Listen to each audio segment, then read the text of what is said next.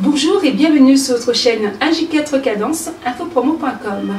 Je suis votre présentatrice Sandrine Bala et encore heureuse de vous retrouver une fois de plus sur votre chaîne favorite AJ4 Cadence Infopromo. Aujourd'hui, mes chers bien-aimés, nous allons parler d'un témoignage d'une servante de Dieu qui est en Côte d'Ivoire. C'est un témoignage qu'elle a eu en 98, donc au XXe siècle, concernant l'au-delà, l'enlèvement. Ça concerne les vêtements que nous portons, ça concerne les maquillages, les tresses que nous portons, ça concerne les fausses églises, les églises qui ne sont pas conduites par Dieu mais qui existent pourtant, ça concerne les personnes qui sont mortes par accident, qui sont mortes par étouffement, qui sont mortes par assassinat, qui sont mortes de diverses façons, mais ces personnes sont chrétiennes. On se demande où sont-ils partis réellement, où sont-ils partis. Et aujourd'hui, mes chers bien-aimés, nous avons la réponse. Moi, en écoutant ces témoignages, je vous dis sincèrement, j'ai eu la réponse à toutes les interrogations que je me posais. Et aujourd'hui, je vous invite vraiment à suivre ces témoignages qui seront en plusieurs parties, mais c'est pour votre édification. Ce témoignage va vous renouveler. C'est le témoignage véridique qui a commencé avant le témoignage de Angelica Zambrano. Ça a commencé déjà depuis 98. Tous les témoignages qui sont passés après sont des confirmations. Mais j'aimerais partager cet apport que j'ai eu, cette consolation, cette édification que j'ai eue pour vous, afin que vous aussi vous soyez édifiés et de grandir encore, de vous attacher encore plus au Seigneur, qui est le seul chemin qui mène jusqu'au ciel. Que le Seigneur soit béni. Suivez ce témoignage, c'est en plusieurs parties et je vous laisse vous régaler avec le Seigneur Saint-Esprit, Dieu le Père, Dieu le Fils. À très bientôt.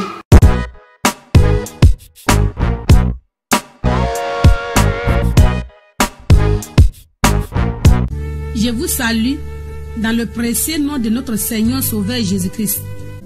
Avant de vous rendre le témoignage, je remercie du plus profond de mon cœur l'Éternel Dieu de m'avoir fait encore cette grâce de me faire remonter au plus haut sommet pour me permettre de découvrir là où il fait sa demeure depuis la fondation du monde jusqu'à aujourd'hui avec son équipe avant d'être dans le ciel où il régnera avec les vrais élus. Quel titre notre Dieu a donné à ce témoignage? C'est l'au-delà. Qu'est-ce que vous entendez par l'au-delà? C'est ce qui surpasse tout, ce qui est au-dessus de tout, ce qui est au-dessus de la connaissance humaine. C'est le supra-terrestre. En un mot, c'est la résidence de Dieu. Dans ce témoignage, tout ce que vous allez entendre ne sont pas de nouvelles choses, ni des surprises, mais c'est ce qui a été déjà révélé dans la Bible, c'est-à-dire la vie que nous menons, mais nous ne croyons pas réellement à l'existence de ces choses. Mes amis, c'est par enlèvement, toujours par extase, de 17 heures que Dieu m'a encore fait la grâce de me faire découvrir l'au-delà. Arrivé au ciel, c'est comme un film. Les deux anges qui étaient venus me prendre, leur mission était achevée. Je me suis retrouvée seule dans un vide. Et j'ai commencé à dire à mon cœur, qu'ai-je fait pour que Dieu puisse me faire venir dans un tel lieu? Au moment où ces pensées tournaient dans ma tête, j'ai entendu une voix forte, comme le son d'une trompette, qui disait, « Saint, Saint, Saint est l'Éternel, le Dieu des armées. » Au moment où la voix se faisant entendre, j'ai vu un ange apparaître devant moi, vêtu d'une longue robe, les ailes très développées. Il m'a pris par la main. J'ai senti que quelque chose s'est passé dans ma vie. Lorsque je l'ai regardé, j'ai vu que entre lui et moi, il n'y avait plus de différence. Tout ce qu'il possédait était aussi sur mon corps. J'étais étonné, tellement cela était rapide. Et j'ai entendu à nouveau une voix forte qui disait, « Tu es maintenant digne d'entrer dans ce lieu 3 fois. » L'ange qui était avec moi a disparu. Et j'ai vu une grande ouverture. Tout ce que je voyais, mes amis, je ne sais comment les nommer. J'ai vu de l'or dans le ciel, mais ce que je suis en train de vous parler, C'est très différent de ce que j'ai vu dans le ciel. J'ai vu 7 chandeliers d'or, et au milieu de ces chandeliers, j'ai vu un fil d'homme vêtu d'une longue robe et ayant sur la poitrine une ceinture d'or. Ses cheveux sont blancs comme de la neige, ses yeux comme une flamme de feu. Lorsque j'ai vu ses yeux, je me suis rappelé du premier témoignage, j'ai commencé à trembler. Son visage brillait comme le soleil lorsqu'il brille dans sa fosse. Ses pieds étaient comme de l'airain ardent, comme s'il eût été embrasé dans une fournaise. Apocalypse 1, verset 13 à 15. Venu vers moi, ne pouvant pas résister à sa présence, j'étais tombée sur ma face à ses pieds comme morte. J'ai senti une main sur ma tête et une voix me disait, « Lève-toi, je ne t'ai pas envoyé dans ces lieux pour te détruire, mais c'est pour accomplir une mission à cause de l'incrédulité de tes frères et sœurs. » Et il a continué pour me dire, « Je suis le premier et le dernier. Je suis la porte. » Jean 10, verset 9. Le seul qui a reçu le pouvoir de te faire entrer dans ces lieux et de te faire sortir. Je suis celui qui tient les clés de la mort et du séjour des morts. Je suis Jésus que vous avez crucifié. Lorsque j'ai entendu cette parole, j'ai dit, Seigneur, j'étais aussi crucifié par mes péchés. Pardonne-moi et rends-moi pur à tes yeux. J'ai entendu encore une autre voix qui disait, je t'ai déjà pardonné, c'est pourquoi tu arrives à accomplir cette mission. Lève-toi pour voir et écouter ce pour lequel je t'ai fait venir. Lorsqu'il a fini de me parler, j'ai reçu une force. La peur a disparu en moi et je me suis relevée. C'est comme dans un grand salon que je me trouvais parce que je n'ai vu aucun mur. Tout ce que je voyais était comme vitre, mais en or. Je n'ai vu aucun appareil, mais je me voyais partout. Il m'a dit, je vais d'abord commencer par toi, pour que tu saches que je t'ai déjà pardonné. Il m'a prise par la main et on partait.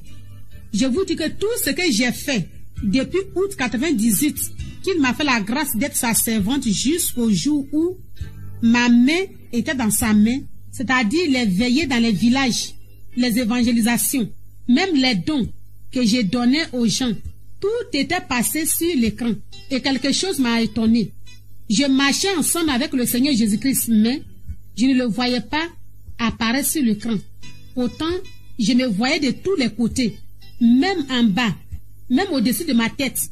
Au moment où je voulais lui poser la question, il m'a dit, n'aie pas peur. Et il m'a dit, n'as-tu pas lu dans la Bible que je suis lumière? Et il m'a donné Jean 4, verset 1 à la fin.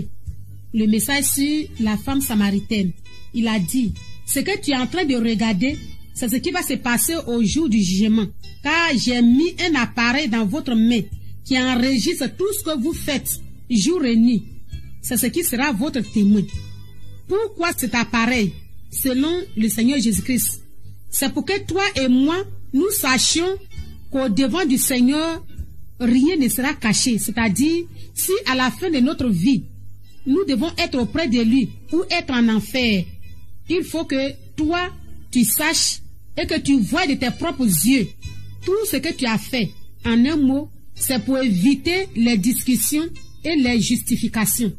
C'est pourquoi, avant de continuer, je vous dis, vous qui m'écoutez, ne croyez pas que ce que nous faisons dans le secret, Dieu ne nous voit pas. Même s'il ne nous voit pas, nous devons savoir que chacun a une disquette dans sa main, qui sera son témoin le jour J. C'est pourquoi, cherchons à avoir une bonne vie, pour ne pas être surpris au dernier jour. Ce qui m'a encore marqué, lorsque je vais lui poser une question, il sait déjà de quoi il s'agit. Et cela m'a fait rappeler de la parole qui dit, Dieu est celui qui sonde nos cœurs, nos pensées et nos reins. Lorsqu'il m'a montré ce film et expliqué ce que vous venez d'écouter, il m'a dit, regarde maintenant ta vie passée, lorsque tu n'avais pas encore reçu le pardon de tes péchés. Là, je ne savais pas comment regarder. J'avais eu honte. Même au moment où j'étais la première responsable dans l'église où j'étais, je vous dis sans honte que je n'étais pas encore affranchie à cause de tout ce que je posais comme acte. Il m'a donné l'exemple de Pierre, son disciple, qu'il avait renié. Après avoir écouté l'exemple qu'il m'avait donné, j'étais tombée à nouveau sur ma face à ses pieds. Après avoir écouté l'exemple qu'il m'avait donné, j'étais tombé à nouveau sur ma face à ses pieds en pleurant. Et j'ai dit en mon cœur, qu'ai-je fait pour qu'il puisse me faire cette grâce? Parce que je croyais que tout ce que je faisais avant qu'il ne me fasse cette grâce était bien à ses yeux. Oh, mes amis, j'étais comme une poubelle. Et il m'a dit, lève-toi. C'est pour que tu saches que je suis un Dieu d'amour et de compassion. 1 Jean 4, verset 9 dit, l'amour de Dieu a été manifesté envers nous en ce que Dieu a envoyé son Fils unique dans le monde afin que nous vivions par lui. C'est pourquoi, avant de continuer, je m'adresse à tous ceux qui servent le Seigneur. Ne regardez pas vos titres, mais cherchez votre réelle conversion en prenant l'exemple sur Pierre, disciple de Jésus. Et encore, écoutez Jean 8, verset 31. Il dit aux Juifs qui avaient cru en lui, si vous demeurez dans ma parole, vous êtes vraiment mes disciples. Mon frère, ma soeur, tu peux occuper un bon poste dans ton église. Tu peux faire tout pour le Seigneur. Mais si tu ne demeures pas dans la parole de Dieu, ton titre sera en vain. Après avoir vu ces choses, il m'a dit, regarde devant toi. J'ai vu plusieurs groupes d'anges. Le premier groupe qu'il m'a montré, il m'a dit, ces anges que tu vois sont les chérubins protecteurs. C'est eux qui descendent chaque jour pour vous garder. Ces anges sont habillés comme les bataillons, munis d'une épée à 2 tranchants. Et juste à côté d'eux, il m'a montré une grande échelle qui est appuyée sur la terre et son sommet touchait au ciel. Je voyais des anges qui montaient et qui descendaient. Genèse 28, verset 11 à 12. Pour que je sois convaincu, au moment où il me parlait, il m'a dit, regarde ta maison. J'ai vu plusieurs anges qui avaient chacun une épée dans la main, qui gardaient ma maison. Et il m'a montré plusieurs autres maisons de ceux qui font sa volonté. Ces anges aussi gardaient leur maison. Là, j'étais vraiment dans la joie. C'est pour vous dire que celui qui fait réellement la volonté de Dieu, celui-là ne doit pas craindre l'ennemi, car Dieu chaque jour envoie des anges pour nous garder. Lorsque nous avons dépassé ce groupe, il m'a dit, regarde à ta gauche. Mes amis, ce côté, je ne pouvais pas regarder ce qu'il me montrait, non plus définir, parce que ces choses avaient tout sur eux, très nombreux. C'est dans l'au-delà que j'ai vraiment vu le vrai visage des démons et la vraie forme de ces mauvais esprits. Il m'a dit, ces choses que tu vois, ce sont les mauvais esprits. Il m'a montré plusieurs groupes et selon lui, il y a ceux qui causent la mort précoce, ceux qui donnent des formes bizarres aux hommes, ceux qui causent des malédictions, c'est-à-dire des maladies inguérissables, etc. Il m'a dit, de cette même manière, les anges descendent pour vous garder. C'est de cette même manière, ces mauvais esprits aussi descendent pour vous attaquer. Lorsque j'ai entendu ces paroles, je voulais lui poser la question, pourquoi la Bible dit que le diable a été précipité sur la terre et encore tu me montres ces choses? En même temps, il m'a dit, ne sois pas troublé. Mais c'est pour que je sache, c'est pour que tu saches réellement que tout a été créé par Dieu et que c'est de l'au-delà que tout part. Même que le grand dragon fut précipité sur la terre, mais chaque jour, il y a des mauvais esprits qui descendent. Et juste à côté, j'ai vu un fil comme le toit d'araignée. Et il m'a dit, c'est avec ce fil qu'il descend. J'étais vraiment surpris de voir ces mauvais esprits dans un tel lieu. C'est pour vous dire que tout ce que vous voyez avec vos yeux charnels, même ce que vous ne voyez pas avec vos yeux charnels, tout est créé par Dieu. Lorsque nous avons dépassé ce groupe, il m'a dit, regarde devant toi. J'ai vu un monde fou. Il m'a dit, tout ce que tu vois, c'est ceux qui sont destinés pour aller en mission sur la terre, c'est-à-dire ceux qui doivent aller vivre sur la terre. D'abord, j'étais étonné parce que je n'ai vu aucun enfant parmi ce groupe. Aucun bagage était avec eux. Ils étaient tous des anges. Au moment où je voulais lui poser la question, en même temps, il a pris la parole pour me dire, de cette même manière sur la terre, pour envoyer quelqu'un en mission, nous ne choisissons pas un enfant pour envoyer en mission de cette même manière. Avant que nous ne partions en mission, Dieu permet que nous grandissions d'abord et qu'il nous bénisse en esprit avant de nous faire partir en mission. C'est pourquoi je vois ces personnes sont grands et ils sont des singes. Et que tout se fait en esprit. Que c'est dans le ventre de la mère que l'ange prend la forme humaine. J'étais vraiment étonnée. C'est pourquoi, toi qui crois que c'est une rivière qui t'a donné enfant, si tu entends ma voix, ressaisis-toi. Toi aussi qui ne crois pas que c'est Dieu qui a créé l'homme à son image, écoute cette parole dans Genèse 1, verset 27. Dieu créa l'homme à son image. Il le créa à l'image de Dieu. Il créa l'homme et la femme. C'est dans l'au-delà que cette parole a été réellement vérifiée à mes yeux. Car Dieu est esprit. Lorsque l'homme descend, il devient esprit. Et lorsqu'il meurt, il devient aussi esprit pour remonter. Après avoir vu ce groupe, il m'a encore montré le groupe qu'il a institué, qui chaque jour descendent pour prendre ceux qui sont fatigués ou ceux que leur mission est achevée, mais qui ont demeuré dans la parole de Dieu, comme Noé, comme Abraham, comme Enoch, etc. Il m'a dit, le groupe que tu vois, c'est ceux qui vont te chercher lorsque tu dois venir en mission. De même pour ceux que tu verras dans la ville sainte tout à l'heure. Mes amis, ce sont des anges, très nombreux et très propres. J'ai vu comme un garage, plusieurs chars qu'ils prennent pour venir chercher ceux qui restent fidèles à Dieu jusqu'à la fin de leur vie. C'est pourquoi toi qui crois à la réincarnation ou qui crois que lorsqu'une personne meurt, elle retourne encore dans le ventre d'une femme pour renaître, écoute ce passage dans Apocalypse 20, versets 4 à 5. J'ai vu des trônes à ceux qui s'y assis fut donné le pouvoir de juger. Et j'ai vu les âmes de ceux qui avaient été décapités à cause du témoignage de Jésus et à cause de la parole de Dieu, et de ceux qui n'avaient pas adoré la bête ni son image, et qui n'avaient pas reçu la marque sur leur front et sur leurs mains. Ils revinrent à la vie et ils régnèrent avec Christ pendant 1000 ans. Les autres morts ne revinrent point à la vie jusqu'à ce que les 1000 ans fussent accomplis. C'est la première résurrection.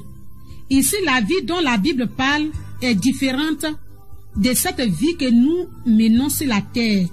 La Bible parle de la résurrection. Car dans Hébreux 9, verset 7, il est écrit qu'il est réservé à l'homme de mourir une seule fois, et après quoi vient le jugement. Si tel n'était, Dieu n'allait pas créer le ciel. C'est pourquoi bannissons les fausses doctrines et les mauvaises pensées. Cherchons à lire et à comprendre la parole de la Bible, car elle est non seulement la vraie lumière, mais c'est de la vérité, rien que de la vérité. Après avoir vu ce groupe, il m'a montré plusieurs trônes, ceux qui ont reçu le pouvoir de juger le monde, lorsqu'il sera bientôt assis sur son trône de gloire, le jour de son avènement. Apocalypse 20, verset 4. Le trône qui m'a plus frappé, c'est le trône de notre Créateur. Mais avant d'atteindre ce trône, il y a plusieurs groupes d'anges. Mais à cause du temps, il n'a pas pu m'expliquer le rôle de chaque trône. Mais quelque chose m'a marqué. Depuis le début, lorsque nous arrivons dans un groupe, tous les anges, même celui qui est assis sur le trône, se prosternent. Ce geste m'a rappelé cette parole dans Romains 14, verset 11, qui dit « Je suis vivant, dit l'Éternel. Tout genou fléchira devant moi, et toute langue donnera gloire à Dieu. » Ensuite, au fur et à mesure on s'approchait du grand trône, non seulement les anges multipliaient de nombre, mais j'ai entendu une forte voix comme le son d'une trompette qui disait « Louez l'Éternel, vous tous qui le craignez. » Tellement la voix résonnait, je cherchais d'où sortait cette voix.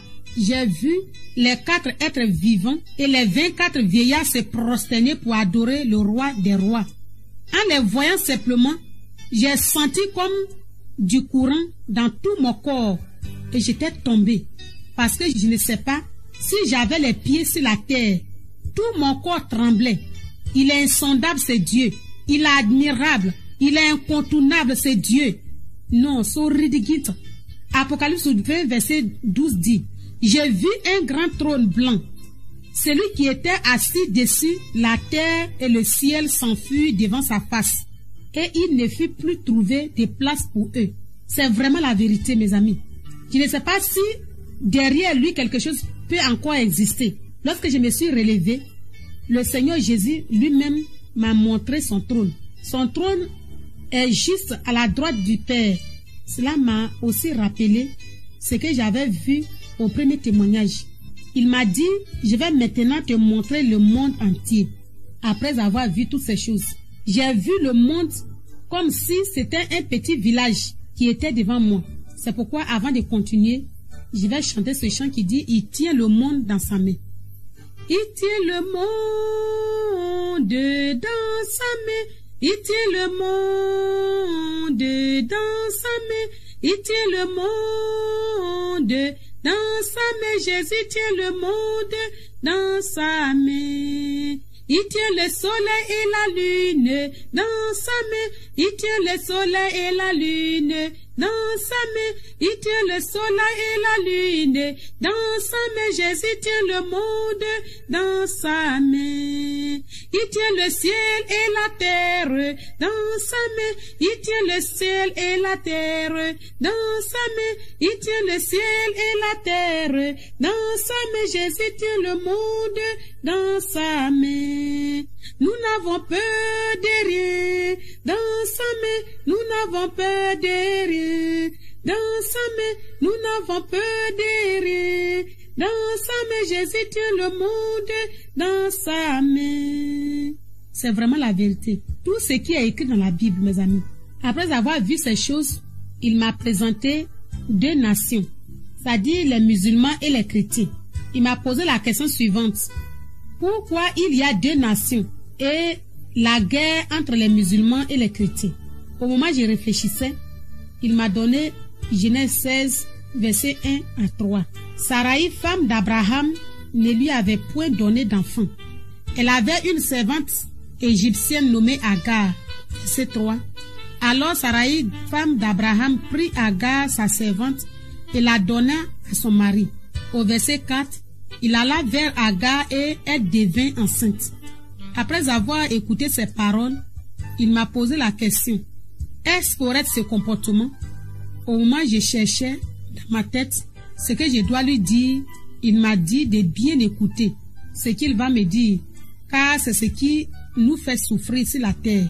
Abraham avait reçu de Dieu une promesse dans Genèse 15, verset 1 à 6, mais il n'a pas été patient et il a écouté sa femme Sarai en acceptant d'aller vers Agar. Lorsqu'Agar est tombée enceinte, que s'est-il passé? Il m'a encore posé cette question.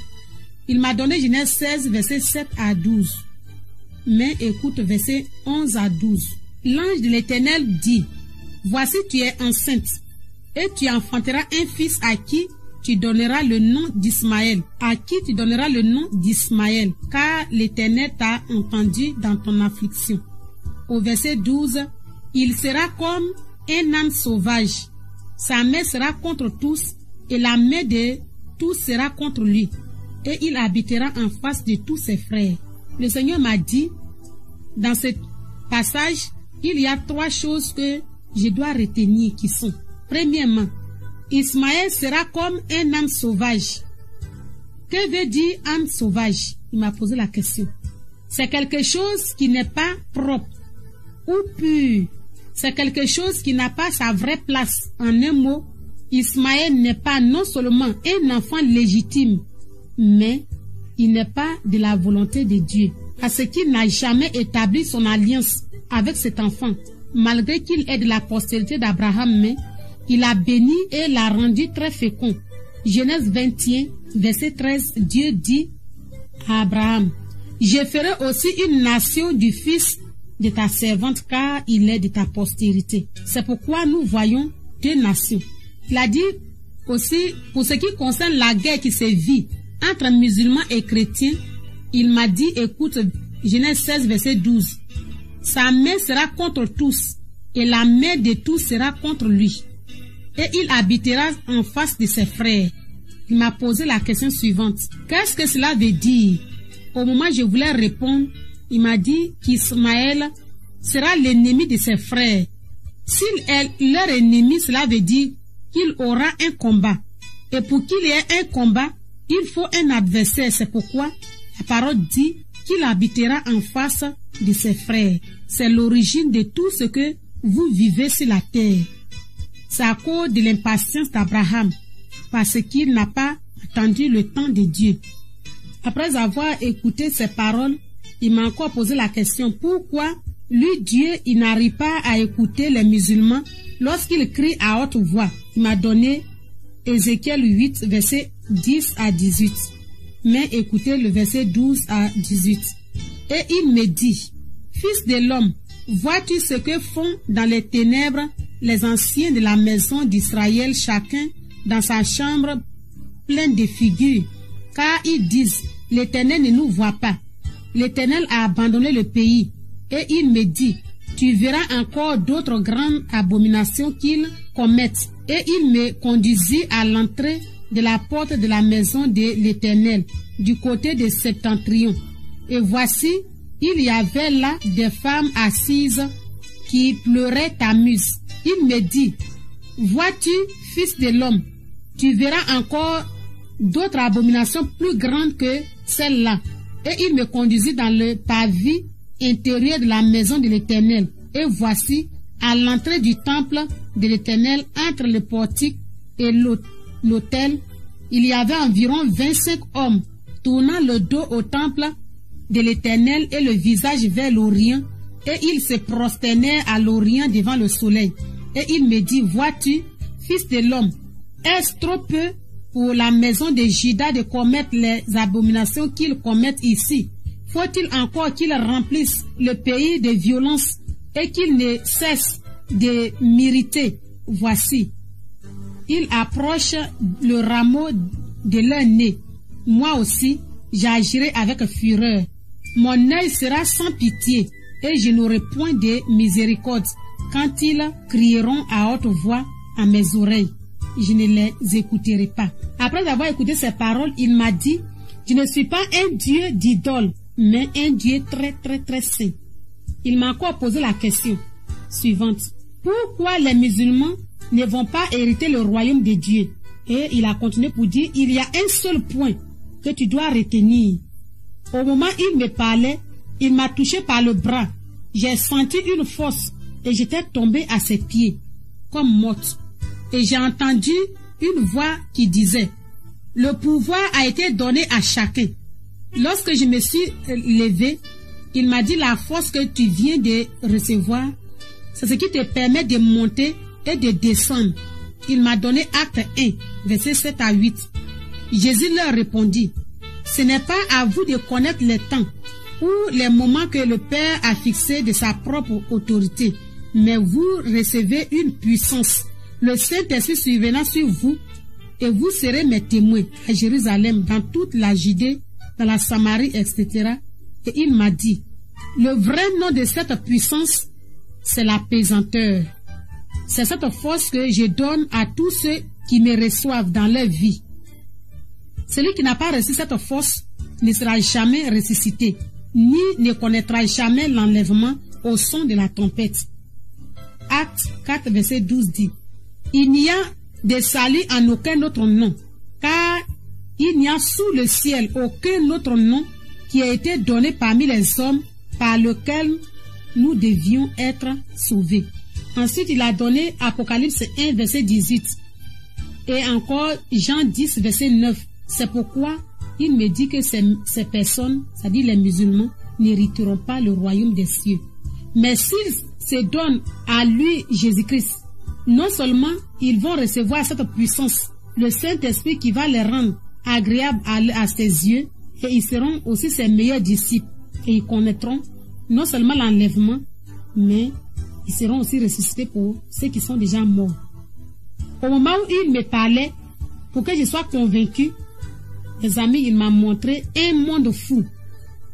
C'est-à-dire les musulmans qui sont déjà morts. Comment ils sont partis et où ils vont. J'ai vu des choses qui me faisaient très peur. Chacun avait son collier dans sa main. Comment? C'est-à-dire si, étant sur la terre, tu as égorgé 10 personnes avec un seul couteau, pour qu'on sache que tu as égorgé 10 personnes, cette personne tient 10 couteaux dans sa main, ainsi de suite. Personne n'était libre.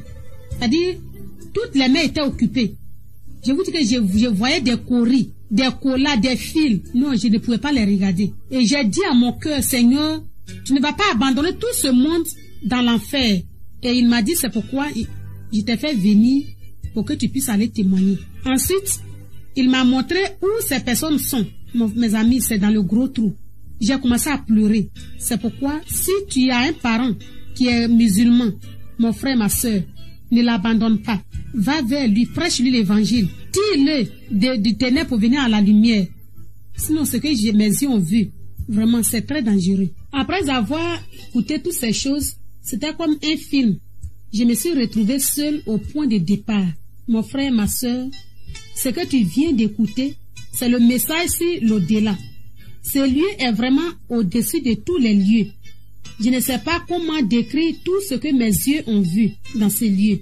Mais ce que toi et moi doivent retenir dans l'au-delà, celui qui a reçu le pouvoir de faire entrer et de faire sortir, c'est Jésus-Christ seul. Or, dans le ciel, ce sont les anges qui me font entrer là où je dois entrer selon ce qu'ils ont reçu de la part du Seigneur.